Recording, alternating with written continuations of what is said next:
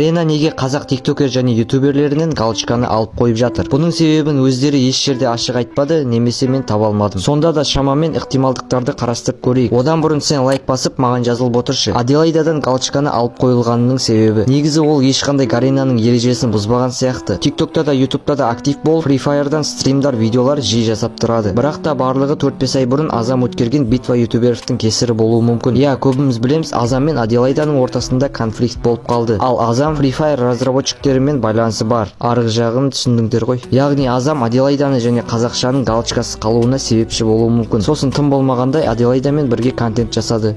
Күшті, я? Я выиграл 1-0.